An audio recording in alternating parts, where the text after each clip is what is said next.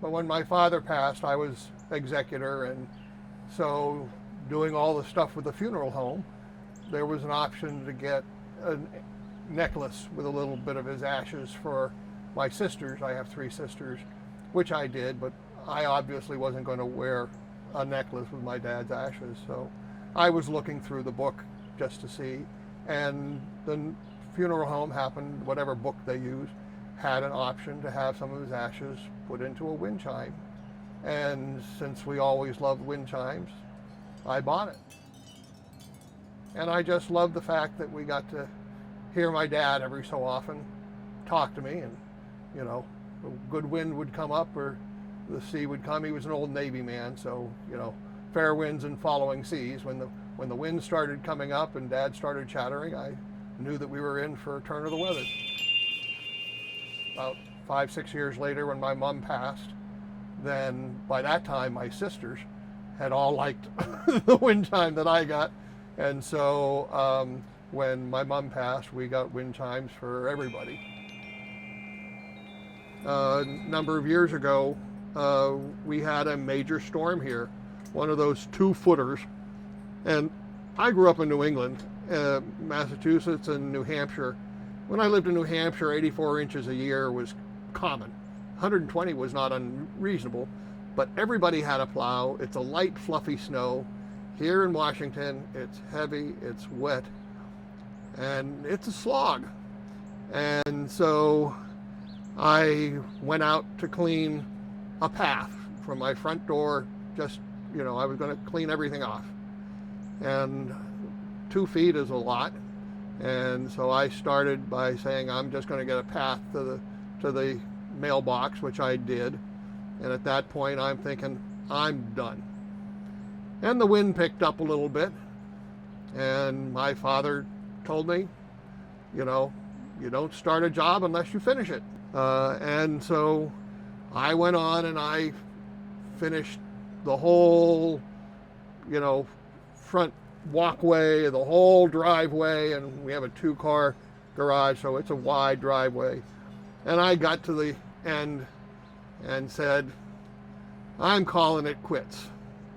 Well, at that time, next door, we had a neighbor who'd lost her husband, and normally I would have gone down and shoveled her out as well. But I was tired. But then the wind picked up, and I heard my mom chattering, and she was saying, that's not the Eagle Scout that I raised.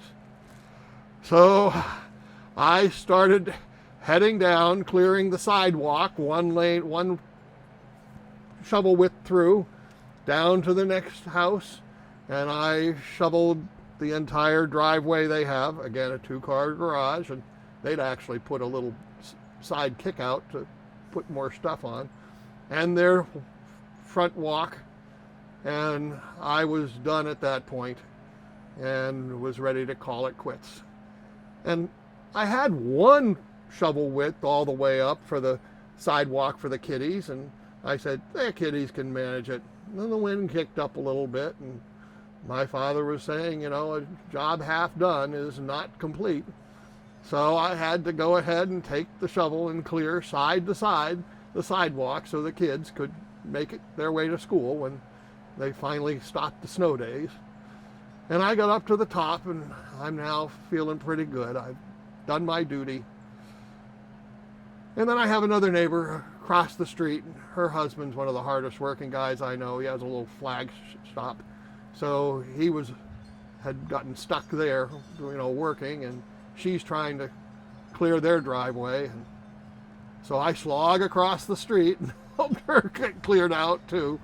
And at that point, after doing 3 of them, I figured even Mom and Dad were happy, and I came in, took a warm shower, and said it. When I started giving them to my family, saw the option to have it engraved. Generally, it's either I hear you or we hear you in the wind, talking to our heart, or to my heart. And that's how I sort of feel. You know, when I listen to Mom, Dad, Andy, Steve, it's a way of them talking back to me. Almost universally, it's been well received. People initially, you know, see the wind chime, they don't see the sail with the engraving on it, and they're like, you know, what's this? And then they see the engraving and they put it up, and a couple of times I've gotten, you nailed the right sound. You know, that really did sound like my spouse or my mom. My father passed away in 2012, so a decade ago. And that's sort of what started that whole memorial chime thing. Over the years, I've checked out all of the different, you know, collections, because each one has a different sort of tonal quality. And I will say the one that I got from the funeral home for my mom and dad, I'm going to replace in the near future with, I think, a nice arabesque for my dad and probably a Corinthian for my mom, just because I think the tonal quality is better than, you know, what I started with. But, you know, you learn. I've had friends who've lost spouses since then, and in my group, we still have a lot of people who've been married for decades and decades. And so we know each other, and so I try to listen and find a chime that sort of has the right timbre, you know, of the voice, and so I can send somebody something that gives them a memory, and when it jingles, it's like, you know, they know who it is.